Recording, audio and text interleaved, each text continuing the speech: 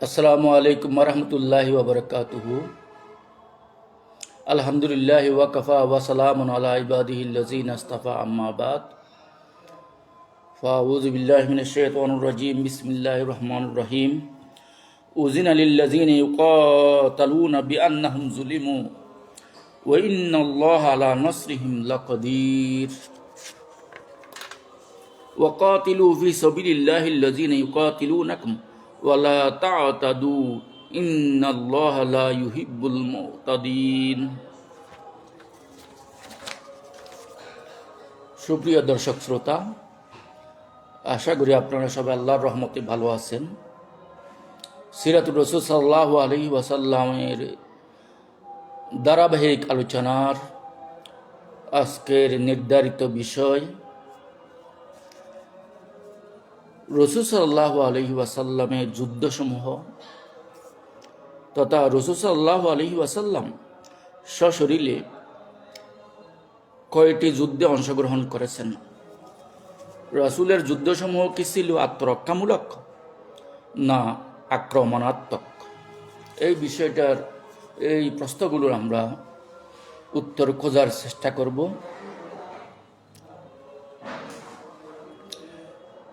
ইসলামের সামরিক ইতিহাসে রাসূল সাল্লাল্লাহু আলাইহি ওয়াসাল্লামের নেতৃত্বে পরিচালিত অভিযানকে গাজওয়া ও সরিয়া এই দুই ভাগে ভাগ করা হয়।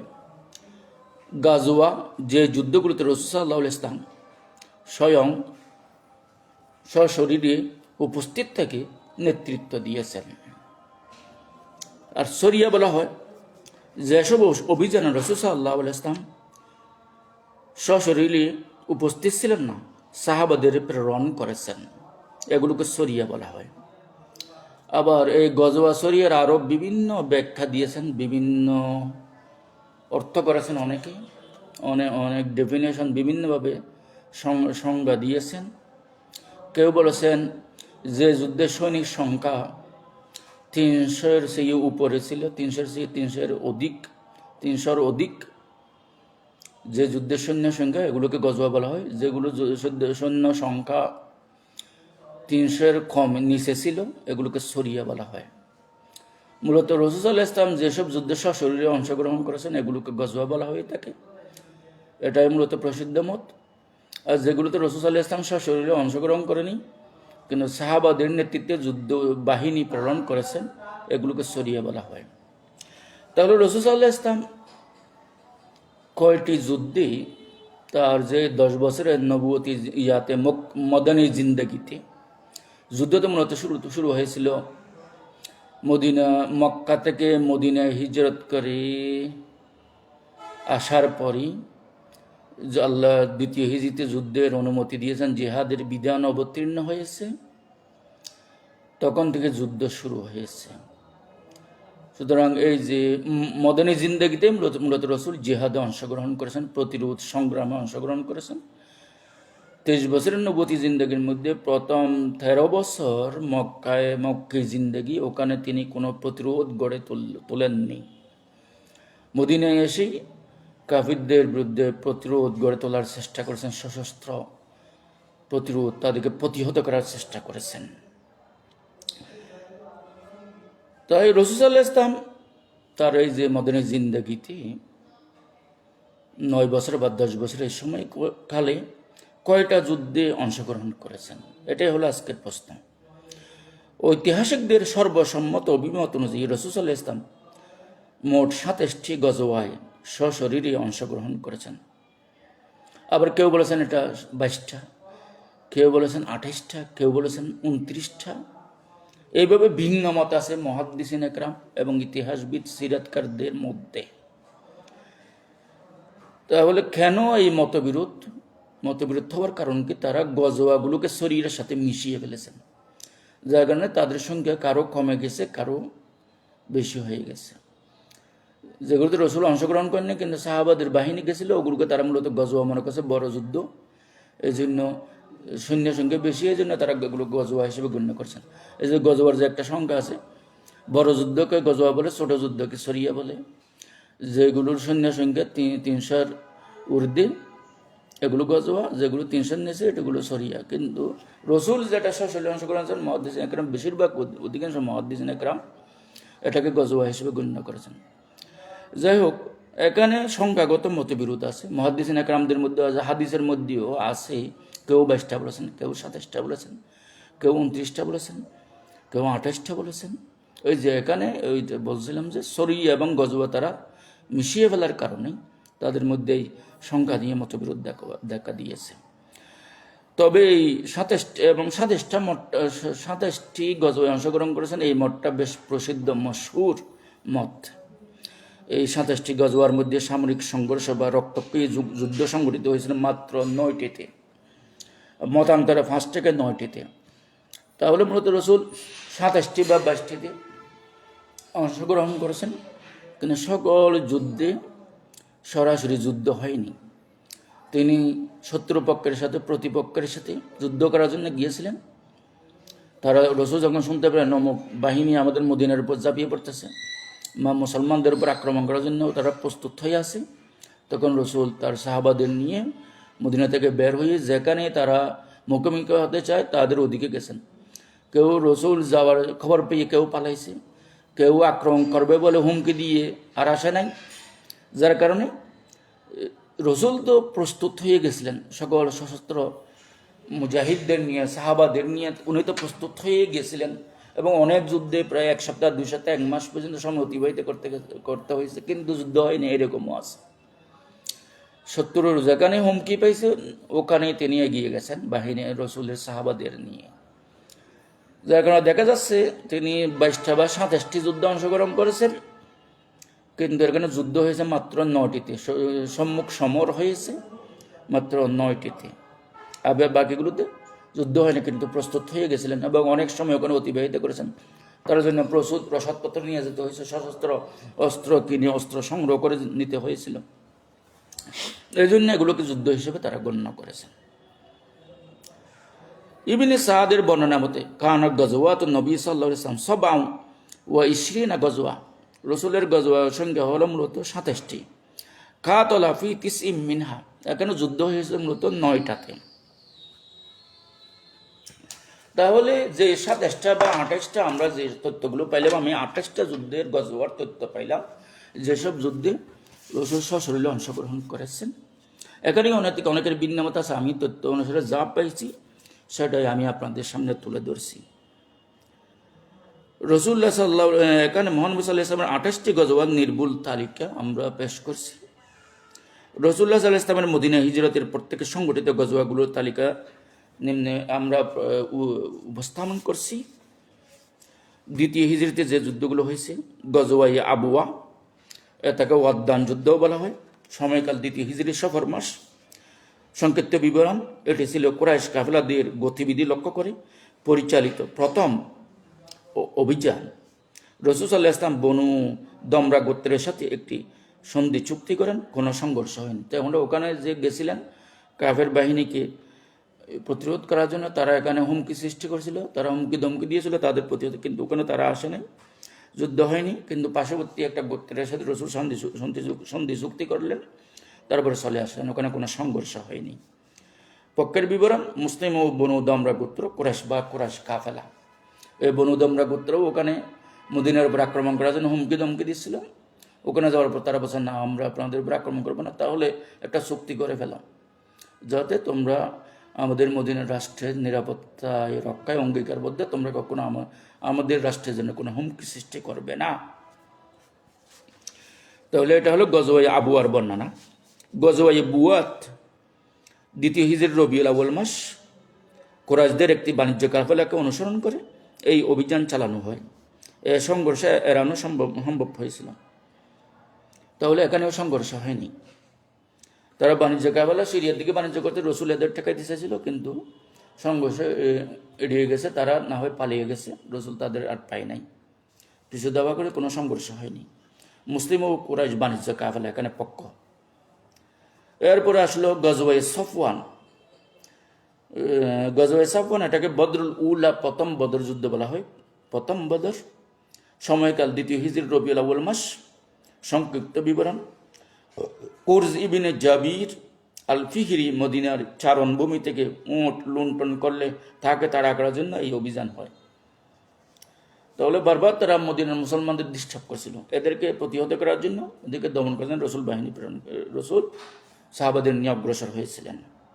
মুসলিম ও কুর্জ ইবিনি জাবির আল ফুহরির দল, এই দুই পক্ষের মধ্যে যুদ্ধ হওয়ার কথা ছিল, হয়নি। এরপরে গজওয়াই জুল ওসাইরা সময়কাল দ্বিতীয় হিজরির জমাদ আল উলা, যেটাকে জমাদিল আখিরা বা জমাদিয়াল উলা অথবা জমাদিয়াল ওখরা, জমাদি সানিয়ার মধ্যে সংগঠিত হয়।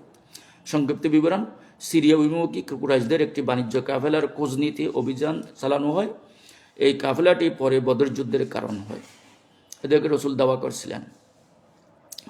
পক্ষের বিবরণ: মুসলিম ও কুরাইশ বাণিজ্য কাফেলা। এরপরে ৫ম নম্বরে আসবে গজওয়ায়ে বদরুল কুবরা, ঐতিহাসিক বদর যুদ্ধ। তাহলে বদর যুদ্ধের আগে দেখছি যে আমরা ছোট ছোট যুদ্ধ ৬০টা অভিযান রসুল প্রেরণ করেছেন বদর যুদ্ধের আগে। রসুল দেখা যাচ্ছে প্রথমে এই যে মদিনার পার্শ্ববর্তী যেগুলো কাফের বিভিন্ন গোত্র ছিল, এরা বারবার মদিনার বাসীদের মুসলিমদের ডিস্টার্ব করতো, লুটপাট করতো। অন্যদিকে মক্কার কাফিররা বাণিজ্য কাফলা নিয়েও তারা মদিনার সমুদ্র উপকণ্ঠের ওদিকে বাণিজ্য কাফলা নিয়ে সিরিয়ায় বাণিজ্য করতে চাইত। রসুল তাদের ঠেকানোর বারবার চেষ্টা করছে। তাহলে কেন রসুল বারবার ঠেকানোর জন্য সাইবার তাদের বিরুদ্ধে অভিযান পরিচালনা করলেন? রসুলের উদ্দেশ্য ছিল এই মক্কার কুফারে কুরাইশ বা কুফারে মক্কা, এরা সিরিয়ায় বারবার বাণিজ্য করতে যাচ্ছে, ওখান থেকে ব্যবসা বাণিজ্য করে প্রচুর টাকা বেশি ইনকাম করবে, পাশাপাশি ওখান থেকে প্রচুর অস্ত্র শস্ত্র কিনে আনবে। এবং মক্কার কাফিরদের পরিকল্পনা হলো তারা আর্থিকভাবে স্বাবলম্বী এবং পাশাপাশি ব্যাপক অস্ত্র শস্ত্র সংগ্রহ করে তারা মক্কা থেকে মদিনার পরে একটি ব্যাপক আক্রমণ চালাবে মুসলমানদেরকে সমূলে বিনাশ করার জন্য। তো রসুল চাইছিলেন ওদের বাণিজ্য পথটা বন্ধ করে দিতে। এরা ওদের বাণিজ্য পথ যদি বন্ধ করে দেওয়া হয়, মক্কার কোনো বাহিনী যদি সিরিয়ায় যেতে না পারে, তাহলে তারা অস্ত্র আনতে পারবে না, ব্যাপক অর্থনৈতিকভাবে তারা সমৃদ্ধ হয়ে মদিনা রাষ্ট্রের উপর আক্রমণও করতে পারবে না। এই জন্য রসুল সাপ ফনাতুল আরও আগেই মাথা ভেঙে দেওয়ার চেষ্টা করেছেন। তাহলে এটা কি আক্রমণাত্মক যুদ্ধ? না, এটাও রক্ষণাত্মক যুদ্ধ, আত্মরক্ষামূলক যুদ্ধ। রসুল চেয়েছেন শত্রুপক্ষ যদি ব্যবসা বাণিজ্য করে সিরিয়া গিয়ে ব্যাপক টাকা পয়সা ইনকাম করে এবং ব্যাপক অস্ত্রশস্ত্র কিনে আনতে পারে, তারা এই অস্ত্রশস্ত্র দিয়ে অচিরেই মদিনার উপর আক্রমণ করবে। সুতরাং এইভাবে তাদের শক্তিশালী হতে দেওয়া যাবে না, তাদের বাণিজ্য পথ রুদ্ধ করে দিতে হবে। এই জন্য রসুল বারবার এই যে সিরিয়া বাণিজ্য পথ বন্ধ করার চেষ্টা করেছেন। এই বারবার যখন মুসলমানরা তাদের বাণিজ্য পথ বন্ধ করার চেষ্টা করেছে, সর্বশেষ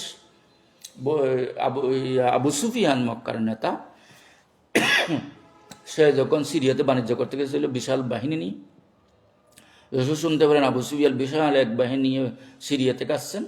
রসুল চাইছিলেন তাকে ওখানে আটকানোর জন্য, আটকিয়ে তার কাছ থেকে অস্ত্র শস্ত্রগুলো সব করে নিয়ে নেবেন। এই প্ল্যান নিয়ে অগ্রসর হয়েছিলেন রসুল ৩১৩ জন সাহাবী নিয়ে। কিন্তু রসুল পৌঁছার আগেই আবু সুফিয়ান অন্য পথ দিয়ে দ্রুত মদিনার দিকে অগ্রসর হয়ে গেছে, মদিনায় পৌঁছে গেছে। কিন্তু এই মুসলমানদের এই বাহিনী আবু সুফিয়ানের বাহিনীকে আটকানোর চেষ্টা করছে। এই খবর ছড়িয়ে পড়ার পরই মক্কার কাফিররা প্রায় ১,০০০ বাহিনী নিয়ে বদর অভিমুখে রওনা হয়েছিল মুসলমানদের প্রতিহত করার জন্য। এই যে তখনই রসুলের এই যে বদর যুদ্ধ সংগঠিত হয়, সবচেয়ে বড় বদর যুদ্ধ, যেখানে দ্বিতীয় হিজরির ১৭ রমজান বদর যুদ্ধ ইসলামের সবচেয়ে প্রথম যুদ্ধ, ভয়াবহ যুদ্ধ হয়েছিল এখানে কাফির বাহিনীর সাথে। এবং এখানে কিন্তু মুসলমানদের সংখ্যা ছিল মাত্র ৩১৩ জন, কাফের ছিল ১,০০০ জন। তারপরেও মুসলমানরা এখানে ঐতিহাসিকভাবে বিজয় লাভ করেছিল। তারা ৭০ জন কাফেরকে হত্যা করতে সক্ষম হয় এবং ৭০ জন কাফেরকে বন্দী করতে সক্ষম হয়। এটাই হলো গজওয়ায়ে বদর আল কুবরা, ঐতিহাসিক বদর যুদ্ধ, দ্বিতীয় হিজরির ১৭ রমজান, ইসলাম ও কুফরের মধ্যে প্রথম ভয়াবহ যুদ্ধ। মুসলিমরা সংখ্যায় অনেক কম হওয়া সত্ত্বেও বিজয় অর্জন করে। এই যুদ্ধে আবু জেহেল সহ কুরাইশদের নেতারা 70 জন নেতা তারা নিহত হয়। তাহলে পক্ষের বিবরণ: মুসলিম ও মক্কার কুরাইশ মুশরিক। তাহলে এটাই প্রথম বদর যুদ্ধ। এর আগে আরও 4টা যুদ্ধ সংঘটিত হয়, ছোট ছোট ছোট অভিযান রসুল প্রেরণ করেছেন, কিন্তু এখানে কি হয়নি, সংঘর্ষ হয়নি। কিন্তু এটা প্রথম দ্বিতীয় হিজরির 17 রমজান কাফিরদের মুখোমুখি হয়। এরপরে গজওয়ে বনু কাইনুকা, সময়কাল দ্বিতীয় হিজরির শাওয়াল মাস। বনু কাইনুকা ইহুদি গোত্র, চুক্তি ভঙ্গ করলে রাসূল সাল্লাল্লাহু আলাইহি ওয়াসাল্লাম তাদের অবরোধ করেন এবং পরে তাদের মদিনা থেকে নির্বাসন দেওয়া হয়। পক্ষের বিবরণ: মুসলিম ও বনু কাইনুকা ইহুদি। এরপরে গজওয়ে সাবিক, এটাকে সাবিকের যুদ্ধ বলা হয়, সময়কাল দ্বিতীয় হিজরির জিলহজ মাস। বদর যুদ্ধের প্রতিশোধ নিতে আবু সুফিয়ানের একটি দলের আক্রমণকে প্রতিহত করার অভিযান। আবু সুফিয়ান পালিয়ে গেলে মুসলিমরা তাদের ফেলে যাওয়া খাদ্যশস্য সাবিক উদ্ধার করেন। তাহলে এটা বদর যুদ্ধের প্রতিশোধ নেওয়ার জন্য আরেকটা বাহিনী আসছিল, কিন্তু তারা মুসলমানদের প্রস্তুতি দেখে তারা পালাইছিল। এখানেও কিন্তু সংঘর্ষ হয়নি, মুখোমুখি কোনো সংঘর্ষ হয়নি। এরপরে গজওয়ে জি আমর, যাতে গজওয়ে গতফানও বলা হয়, সময়কাল তৃতীয় হিজরির মুহররম মাস। বনু সালবা ও বনু মুহারিব গোত্র মদিনায় আক্রমণের প্রস্তুতি নিলে তাদের বিরুদ্ধে অভিযান পরিচালনা করা হয়, কিন্তু কোনো সংঘর্ষ হয়নি।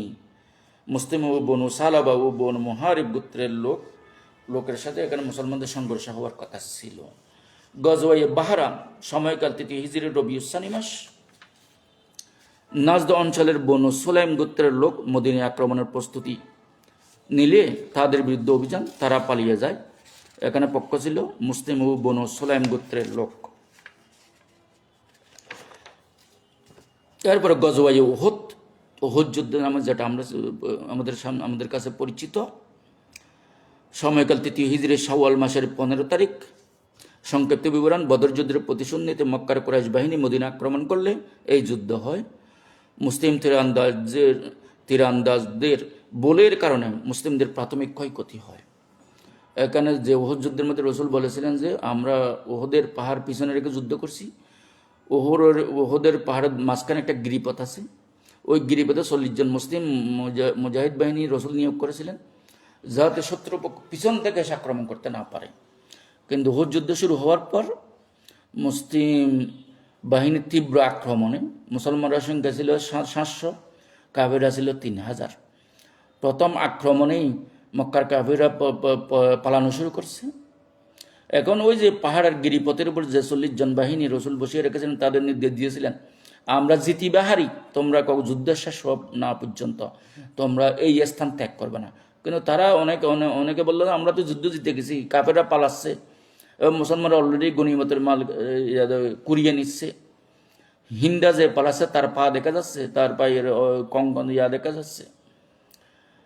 এই বলে তারা তাদের যে কমান্ডার ছিল 40 জন, তার কমান্ডার নির্দেশ না মেনে তারা পাহাড় থেকে নেমে তারাও গনিমতের সম্পদ কুড়ানো শুরু করলো। তখন খালিদ বিন ওলীদ তখন মুসলমান হয়নি, সেই কাফের বাহিনীর একটা গ্রুপের নেতৃত্ব দিচ্ছিল। সে এই সুযোগটা কাজে লাগিয়ে উহুদের পিছন থেকে একটা বিশাল বাহিনী এসে পিছন থেকে আক্রমণ করেছিল, যার কারণে মুসলমান সামনে পিছনে দুইমুখী আক্রমণের সম্মুখীন হয়ে মুসলমানরা ব্যাপকভাবে ক্ষতিগ্রস্ত হলো। রসুলের সাজা হজরত হামজা রাদিয়াল্লাহু আনহু সহ প্রায় 70 জন মুসলমান শাহাদাত বরণ করেছেন। এখানে রসুল মারাত্মকভাবে আহত হয়েছিলেন, তার মাথায় আঘাত লেগেছিল, তার দাঁতে 2টা দাঁত দন্দান মুবারক শাহাদাত বরণ করেছিল। রসুল বেহুশ হয়ে পড়ে গেছিলেন, রসুলকে চতুর্দিকে কাফেররা ঘিরে ফেলেছিল এবং রসুলকে মুসলমানরা পরে উদ্ধার করে উহুদের পাহাড়ের উপরে নিয়ে গেছিল। প্রথমে একটা পাহাড়ের একটা গর্তে রেখেছিলেন, এরপরে আবার উহুদের পাহাড়ের উপর তুলে ফেলেছিল। রসুল ওইভাবে ওই দিন প্রাণে রক্ষা পান। কিন্তু মুসলমানদের ব্যাপক ক্ষয়ক্ষতি হয়। ব্যাপক ক্ষয়ক্ষতি হলে মুসলমানরা যুদ্ধের মাঠ ছাড়েনি। বদর যুদ্ধে যেভাবে মুসলমানরা কাফিরদেরকে তাড়া করে মাঠ ছাড়া করছিল, উহুদ যুদ্ধে মুসলমানদের শহীদদের সংখ্যা বেশি হলেও, বেশি মুসলমান মারা গেলেও মুসলমানরা কিন্তু যুদ্ধের ময়দান ফেলে পালায়নি, তারা উঁচু পাহাড়ের উপরেই অবস্থান নিয়েছিল। তারপরে মক্কার কাফিররা তাদেরকে তাড়া করার সাহস করেনি, তারাও যুদ্ধ রণভঙ্গ দিয়ে তারা মক্কার দিকে রওনা হলেন। এটা হলো মূলত রসুল যে নির্দেশনা দিয়েছিলেন মুজাহিদদেরকে, সাহাবাদের, তোমরা ওই 40 জন যে তীরান্দাজ বাহিনী, তোমরা কখনো এই পাহাড় ত্যাগ করবে না, গিরিপথ ত্যাগ করবে না। কিন্তু রসুলের এই নির্দেশ না মানার, কমান না মানার কারণে, নির্দেশ না মানার কারণেই তাদের এই অদূরদর্শিতার কারণে মুসলমানরা সাময়িকভাবে কিছুটা ক্ষতিগ্রস্ত হয়েছিল।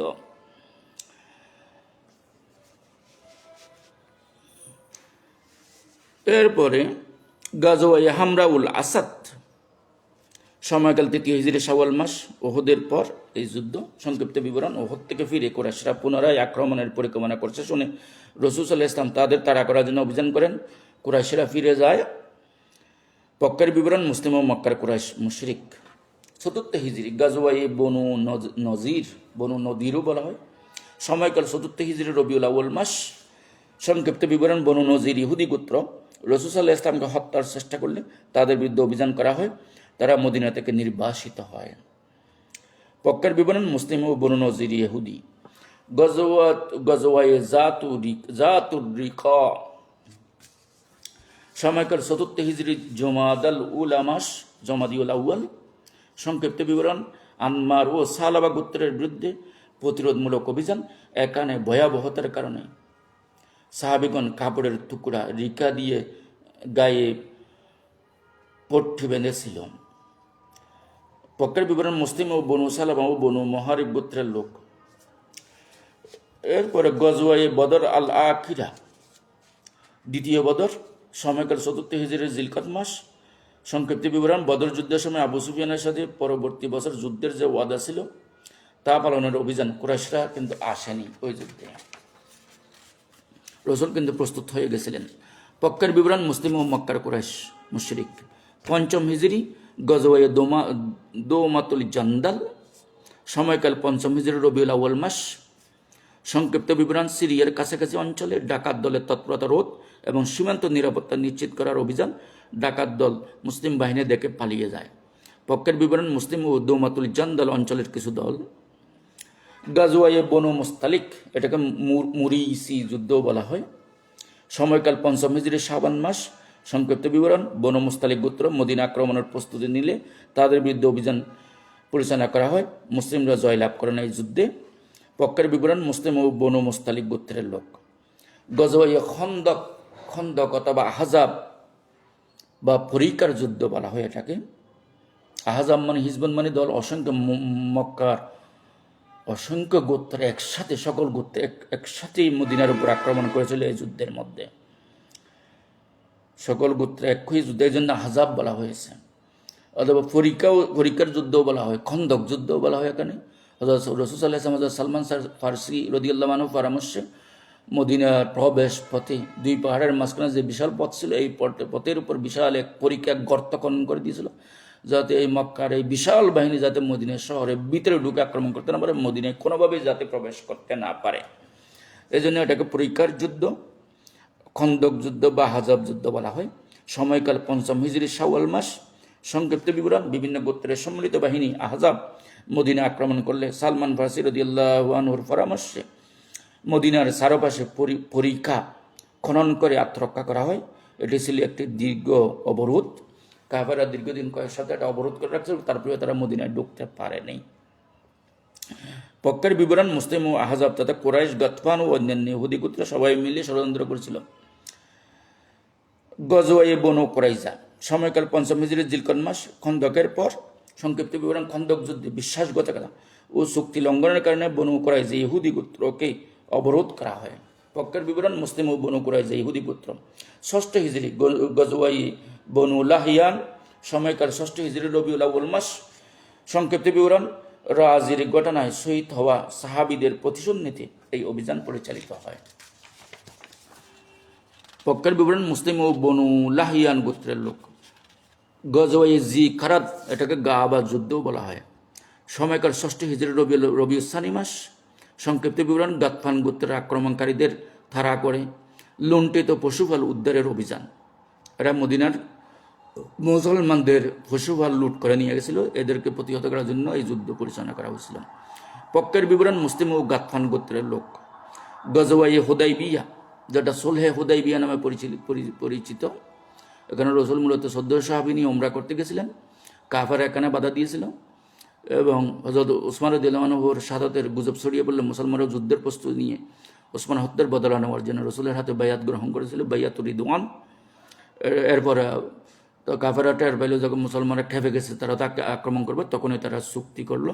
এটাকে হুদাইবিয়ার সন্ধি বলা হয়। এটাই গজওয়ায়ে হুদাইবিয়া। সময়কাল 6 হিজরি জিলকদ মাস, যদিও বা যুদ্ধ হয়নি, চুক্তি হয়েছে। সংক্ষিপ্ত বিবরণ: ওমরার উদ্দেশ্যে মক্কা গমনের পথে মক্কার নিকট হুদাইবিয়ায় কুরাইশদের সাথে বিখ্যাত সন্ধি চুক্তি স্বাক্ষরিত হয়। এই সন্ধিকে কোরআন সুস্পষ্ট বিজয় ফতহ মুবিন আখ্যা দিয়েছে। পক্ষের বিবরণ: মুসলিম ও মক্কার কুরাইশ মুশরিক। 7ম হিজরি গজওয়ায়ে খাইবার, সময়কাল 7ম হিজরি মুহররম মাস। সংক্ষিপ্ত বিবরণ: মদিনার জন্য হুমকি সৃষ্টিকারী ইহুদিদের সামরিক ও অর্থনৈতিক কেন্দ্র খাইবার অবরোধ ও বিজয় করা হয়। এটি ছিল ইহুদিদের বিরুদ্ধে মুসলিমদের সবচেয়ে গুরুত্বপূর্ণ বিজয়গুলোর মধ্যে একটি। পক্ষের বিবরণ: মুসলিম ও খাইবারের ইহুদি গোত্র। গাজওয়ায়ে ওয়াদিল কোরা, সময়কাল 7ম হিজরি মুহররম মাস, খাইবার যুদ্ধের পর। সংক্ষিপ্ত বিবরণ: খাইবার বিজয়ের পর এই অঞ্চলের ইহুদিদের বিরুদ্ধে অভিযান পরিচালিত হয়। পক্ষের বিবরণ: মুসলিম ও ওয়াদিল কোরার ইহুদি গোত্র। গাজওয়ায়ে জাতুল ইজলাত, দাওয়াতুস সাফওয়ানও বলা হয় এটাকে। সময়কাল 7ম হিজরি জমাদুল উলা মাস, জমাদিউল আউয়াল মাস। সংক্ষিপ্ত বিবরণ: বনু ফাজারা গোত্রের বিরুদ্ধে পরিচালিত একটি অভিযান। পক্ষের বিবরণ: মুসলিম ও বনু ফাজারা গোত্রের লোক। 8ম হিজরি গাজওয়ায়ে মক্কা বিজয়, যেটা মক্কা বিজয় নামে, ফতেহে মক্কা নামে যেটা পরিচিত। সময়কাল 8ম হিজরির রমজান মাস। সংক্ষিপ্ত বিবরণ: কুরাইশরা হুদাইবিয়া সন্ধি ভঙ্গ করলে রাসূল সাল্লাল্লাহু আলাইহি ওয়াসাল্লাম মক্কা অভিযানে বের হন এবং কার্যত রক্তপাতহীনভাবে মক্কা বিজয় করেন, যা ইসলামের ইতিহাসে এক যুগান্তকারী ঘটনা। পক্ষের বিবরণ: মুসলিম ও মক্কার কুরাইশ মুশরিক। গজওয়ায়ে হুনাইন, সময়কাল 8ম হিজরি শাওয়াল মাস, মক্কা বিজয়ের পর। সংক্ষিপ্ত বিবরণ: হাওয়াজিন ও সাকিব গোত্রদের সাথে সংগঠিত এই যুদ্ধে শুরুতে মুসলিমরা সংখ্যাধিক্যার অহমিকায় সমস্যায় পড়লেও পরে আল্লাহর সাহায্যে চূড়ান্ত বিজয় লাভ করেন। পক্ষের বিবরণ: মুসলিম ও হাওয়াজিন ও সাকিব গোত্রের লোক। গাজওয়ায়ে তায়েফ, সময়কাল 8ম হিজরি শাওয়াল মাস, হুনাইন যুদ্ধের পর। সংক্ষিপ্ত বিবরণ: হুনাইনের পরাজিত সাকিব গোত্র তায়েফ দুর্গে আশ্রয় নিলে সেখানে অবরোধ করা হয়। অবরোধের পর মুসলিমরা ফিরে আসেন এবং পরে তায়েফের লোকেরা স্বেচ্ছায় ইসলাম গ্রহণ করে। পক্ষের বিবরণ: মুসলিম ও সাকিব গোত্রের লোক। 9ম হিজরি গাজওয়ায়ে তাবুক, সময়কাল 9ম হিজরি রজব মাস। সংক্ষিপ্ত বিবরণ: রাসূল সাল্লাল্লাহু আলাইহি ওয়াসাল্লামের জীবনের শেষ গাজওয়া। এটি ছিল রোম সাম্রাজ্যের বাইজান্টাইন সম্ভাব্য আক্রমণের বিরুদ্ধে পরিচালিত একটি বিশাল সামরিক অভিযান। প্রচণ্ড কষ্টের কারণে এক গাজওয়াতুল উসরা বলা হয়। উসর মানে কষ্ট। যদি যুদ্ধে কোনো সংঘর্ষ হয়নি, তবে মুসলিমদের সামরিক শক্তি সুদূর রোমান সীমান্ত পর্যন্ত বিস্তৃত হয়। পক্ষের বিবরণ: মুসলিম বাহিনী ও রোমান সাম্রাজ্যের সেনাবাহিনী। এই হলো গজওয়াসমূহের 28টি গজওয়ার সংক্ষিপ্ত বিবরণ। এখন আমাদের প্রশ্ন, রাসূল সাল্লাল্লাহু আলাইহি ওয়াসাল্লামের যুদ্ধসমূহের প্রকৃতি কী ছিল? এই যুদ্ধগুলোকে আত্মরক্ষামূলক না আক্রমণাত্মক? এই যুদ্ধ কি ডিফেন্সিভ না অফেন্সিভ না অ্যাগ্রেসিভ? রসুলের যুদ্ধগুলো কি অ্যাগ্রেসিভ, অফেন্সিভ না ডিফেন্সিভ? এটাই হলো কথা। রসুল যত যুদ্ধ করেছেন এগুলো কারো উপর আগ্রাসন চালানোর জন্য, ইচ্ছাকৃত আক্রমণ করার জন্য কোনো কারণ ছাড়া, কারো এলাকা দখল করার জন্য না, মুসলমানদের ঈমান আকীদা ভূখণ্ড রক্ষার জন্য। তাহলে রসুলের যুদ্ধগুলোকে আমরা কি আত্মরক্ষামূলক যুদ্ধ বলবো নাকি আক্রমণাত্মক যুদ্ধ বলবো? এটাই হলো প্রশ্ন। অধিকাংশ মুসলিম ঐতিহাসিক ও সিরাত গবেষকদের মতে রাসূলুল্লাহ সাল্লাল্লাহু আলাইহি ওয়াসাল্লামের যুদ্ধসমূহ ছিল প্রধানত আত্মরক্ষামূলক, ডিফেন্সিভ এবং আগ্রাসন প্রতিরোধের উদ্দেশ্যে পরিচালিত। আত্মরক্ষামূলক অবস্থানের সপক্ষে কোরআনের নির্দেশ। ইসলামের যুদ্ধের অনুমতি প্রথম আসে মদিনার হিজরতের পর, যা ছিল স্পষ্টতই অত্যাচার ও আগ্রাসন প্রতিরোধের নিমিত্তে।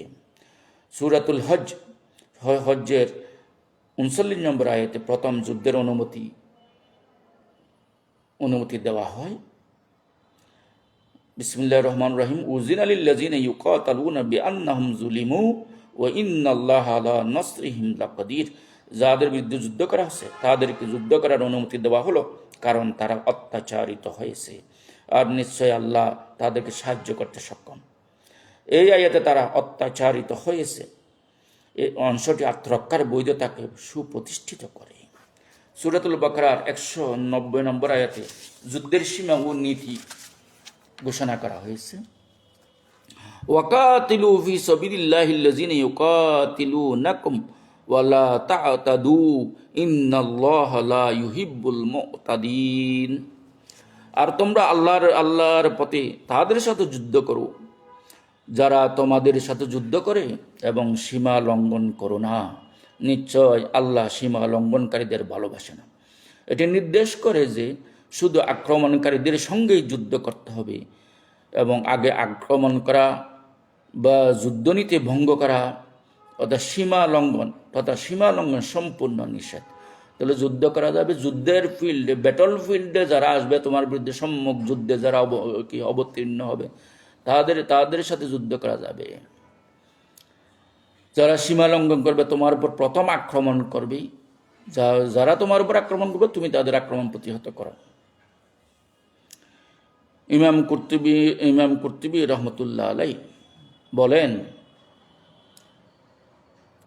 হাযিহিল আয়াতু আসলুন ফি আন্নাল কিতালা দিফাউন লা উদওয়ানুন। এই আয়াত প্রমাণ করে যে ইসলামের যুদ্ধ প্রতিরক্ষামূলক, আক্রমণাত্মক নয়। ইসলামের প্রাথমিক যুদ্ধগুলো পরিচালিত হয়েছিল মক্কার কুরাইশদের বিরুদ্ধে, যারা মদিনার রাষ্ট্রকে, এই কল্যাণ রাষ্ট্রকে ক্রমাগত ধ্বংস করার চেষ্টা করেছিল। তাই এগুলো ছিল মূলত রাষ্ট্রের অস্তিত্ব রক্ষার জন্য পরিচালিত প্রতিরোধমূলক যুদ্ধ, ডিফেন্সিভ ওয়ার। মৌলানা ওয়াহিদুদ্দিন খান তিনি বলেন যে ইসলামী যুদ্ধনীতিতে যুদ্ধ শত্রুর বিরুদ্ধে নয়, বরং আগ্রাসনকারীর বিরুদ্ধে পরিচালিত হয়। রাসূল সাল্লাল্লাহু আলাইহি ওয়াসাল্লাম তখনই সামরিক পদক্ষেপ নিয়েছেন যখন শান্তি স্থাপনের সকল প্রচেষ্টা ব্যর্থ হয়েছে, অথবা যখন আগ্রাসন গুরুতর বিপদ সৃষ্টি করেছে। আব্বাস মাহমুদ আক্কাদের সুপ্রসিদ্ধ উক্তি। বিখ্যাত মিশরীয় চিন্তাবিদ ও লেখক আব্বাস মাহমুদ আক্কাদ রাসূলের যুদ্ধনীতিকে বিশ্লেষণ করে যে জোরালো মন্তব্য করেছেন তা আত্মরক্ষামূলক অবস্থানের পক্ষেই সাক্ষ্য দেয়। তিনি বলেন, ইন্নাহু লাম ইয়াবদা বিকিতালিন ইল্লা লিদাফিল কিতাল ওয়া লাম ইউকাতিল আহাদান ইল্লা লিয়ুরাদ্দা উদওয়ানান আও লিয়ামানা মিন শাররিন মুতাদ্দিন বাদা বিশাররি। তিনি মুহাম্মদ সাল্লাল্লাহু আলাইহি ওয়াসাল্লাম আগ্রাসন প্রতিহতকরণ ব্যতিরেকে যুদ্ধ শুরু করেননি, বরং তিনি এমন কারোর সাথে যুদ্ধ করেননি যিনি আক্রমণকারী বা দুষ্ট প্রকৃতির, এবং যিনি আগে থেকে মুসলিমদের উপর মন্দ কাজ শুরু করেছেন। তার অনিষ্ট থেকে নিজেদেরকে নিরাপদ রাখার প্রয়োজন ছিল না। তিনি আরো বলেন, আব্বাস মাহমুদ আক্কাদ তিনি আরো বলেন, কানাত হুরুবুল ইসলামী কুল্লুহা হারবান দাফাইয়ান লা ইকদামিয়ান ওয়ালা হুজুমিয়ান। আব্বাস মাহমুদ আক্কাদ তিনি বলছেন যে ইসলামের সকল যুদ্ধ ছিল মূলত আত্মরক্ষামূলক যুদ্ধ, ডিফেন্সিভ ওয়ার। লা ইকদামিয়ান ওয়ালা হুজুমিয়ান, এটা অ্যাগ্রেসিভ বা অফেন্সিভ বা আক্রমণাত্মক যুদ্ধ ছিল না। ইসলামের সকল যুদ্ধ ছিল আত্মরক্ষামূলক যুদ্ধ। ইমাম রাজি রহমতুল্লাহ আলাইহি বলেন, লাম ইয়াকুন কসদুল মুসলিমিন আল হারবা বল দফউল উদওয়ান। তাহলে মুসলমানদের উদ্দেশ্য শুধু যুদ্ধ করা নয়, বরং কাফিরদের শত্রুতে প্রতিহত করাই উদ্দেশ্য। শুধু যুদ্ধ করে মানুষ হত্যা করা, জায়গা দখল করা, এলাকা দখল করা, সম্বল লুণ্ঠন করা, এটা মুসলমানদের যুদ্ধের উদ্দেশ্য ছিল না। যুদ্ধের উদ্দেশ্য হলো শত্রুতা প্রতিহত করা, তাদের আক্রমণ প্রতিহত করা। বদর যুদ্ধে মুসলমানদের উদ্দেশ্য যুদ্ধ করা ছিল না, বরং আগ্রাসন প্রতিহত করা। তাহলে রসুল সাল্লাহ ইসলাম বদরের যুদ্ধের পূর্বে ছোট ছোট 60টা অভিযান পরিচালনা করেছিলেন। রসুলের উদ্দেশ্য ছিল যে এই কাফেররা আমাদের মদিনার উপর আক্রমণ করার জন্য প্রস্তুতি নিচ্ছে, এদের প্রতিহত করতে হবে।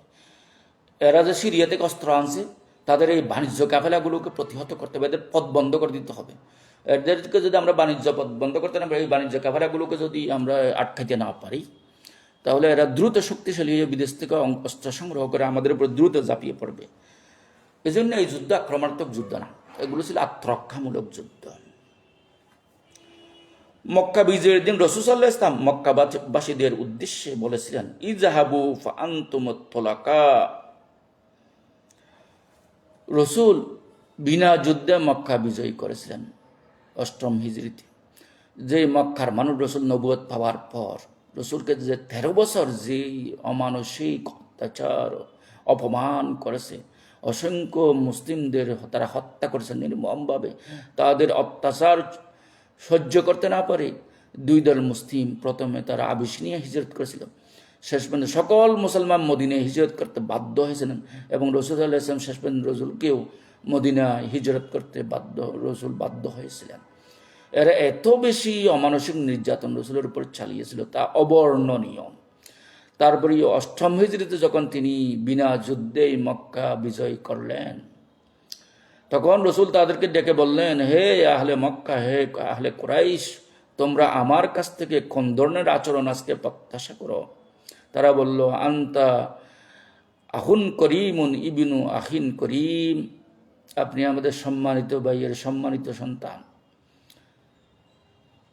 আপনি আমাদের সম্মানিত ভাই, সম্মানিত ভাইয়ের সন্তান, আপনি মহৎ ভাইয়ের মহৎ সন্তান, আপনি আমাদের প্রতি ক্ষমা, এবং আপনি সেই রকম ক্ষমামূলক মহত্বমূলক আচরণ আমরা আপনার কাছ থেকে প্রত্যাশা করি। রসুল বললেন, আমি আজ বলতে চাই আমার ভাই, আমার দিনী ভাই হযরত ইউসুফ আলাইহিস সালাম যেমন তার ভাইদের বলেছিল, লা তাসরিবা আলাইকুমুল ইয়াওম ওয়া আনতুমুত তুলাকা, আজকে তোমাদের বিরুদ্ধে আমার কোনো অভিযোগ নাই, তোমরা আমাকে 13 বছর জ্বালাইছো এবং এবার মদিনায় যাওয়ার পরে তোমরা আমাকে শান্তিতে থাকতে দাও নেই। তোমরা আমাদের উপর অসংখ্য যুদ্ধ চাপাই দিছো, বদর যুদ্ধ, উহুদ যুদ্ধ, খন্দক যুদ্ধ সহ অসংখ্য যুদ্ধ তোমাদের বিরুদ্ধে। তোমরা বারবার আমাকে মক্কায় তো শান্তিতে থাকতে দাও নেই। আমি মক্কা থেকে হিজরত করে মদিনায় যাওয়ার পরেও মদিনায়ও তোমরা আমাকে শান্তিতে থাকতে দাও নি, ওখানেই বারবার আক্রমণ করেছ মদিনাকে ধ্বংস করে দেওয়ার জন্য, আমি এবং মুসলমানদেরকে চিরতরে নির্মূল করে দেওয়ার জন্য চেষ্টা করছো। এমন কোনো অপমান নেই যা তোমরা করো নেই, এমন কোনো মানসিক কষ্ট নাই যা তোমরা করো নেই আমার। তারপরে আজকে তোমাদের বিরুদ্ধে আমার কোনো অভিযোগ নাই, তোমরা মুক্ত। এই জন্য রসুল বলেছিলেন, ইযহাবু ফাআনতুমুত তুলাকা, তোমরা চলে যাও, তোমরা আজকে মুক্ত, কারো বিরুদ্ধে আমার কোনো অভিযোগ নাই। এবং এমন দেখা যায় রসুল যখন 10,000 বাহিনী নিয়ে মক্কা বিজয়ের জন্য মক্কায় ঢুকছিলেন, মুসলিম বাহিনীর পতাকা যে সাহাবীর হাতে ছিল, সেই সাহাবা গর্ব করে বলছিল, আজকে সব ধ্বংস করে দেব, কিছুই রাখবো না, এরা আমাদের উপর যে নির্যাতন চালাইছে এতদিন। রসুল যখন এই কথা শুনতে পেলেন, তখন আরেক সাহাবিকে পাঠাইলেন, এই যে সাহাবি এই উক্তি করেছে তার হাত থেকে মুসলিমদের জান্ডা, মুসলিম বাহিনীর পতাকা কেড়ে নাও, আমরা ওখানে ধ্বংস করার জন্য যাচ্ছি না, আমরা ভালোবাসার জন্য যাচ্ছি, আমরা ক্ষমা করার জন্য যাচ্ছি। এই বলে তার হাত থেকে পতাকা কেড়ে নিয়েছিলেন, যে আমরা ধ্বংস করার জন্য আসি নাই, আমরা ভালোবাসতে আসছি, আমরা ক্ষমা করতে আসছি। আমি রহমতুল্লিল আলমিন, আমি বিশ্ববাসীর জন্য রহমত হিসেবে প্রেরিত হয়েছি। আমি কাউকে গণহত্যা চালানো, কারো প্রতিশোধ নেওয়া, এটা ইসলামের উদ্দেশ্য নয়। মুসলমানদেরকে দ্বীনের উপর প্রতিষ্ঠিত করা, এটাই আমার উদ্দেশ্য। মুসলমান মানুষদেরকে ভালো পথ পরিচালনা করা, মানুষদেরকে সত্যি দ্বীনের পথে নিয়ে আসা, এটাই আমার উদ্দেশ্য। সুতরাং কারো উপর প্রতিশোধ আমি নেব না। সুতরাং তোমরা এই কথা কেউ বলবে না যে আজকে সব ধ্বংস করে দেবো, না, ধ্বংস করে দেবো না, আমরা সবাইকে ভালোবাসবো, সবাইকে ক্ষমা করে দেব। ক্ষমাই মহত্বের লক্ষণ। ইমাম যাহাবী রাহমাতুল্লাহ আলাইহি বলেন, হাযা আযমু দলিলিন আলা আন্না হুরুবাহু সাল্লাল্লাহু আলাইহি ওয়াসাল্লাম লাম তাকুন লিল ইন্তিকাম। রসুলের এই উক্তি দ্বারা প্রমাণিত হয়, রসুল যে বলেছেন, ইযহাবু ফাআনতুমুত তুলাকা, তোমরা চলে যাও, আজকে তোমরা সবাই মুক্ত, কারো বিরুদ্ধে আমার।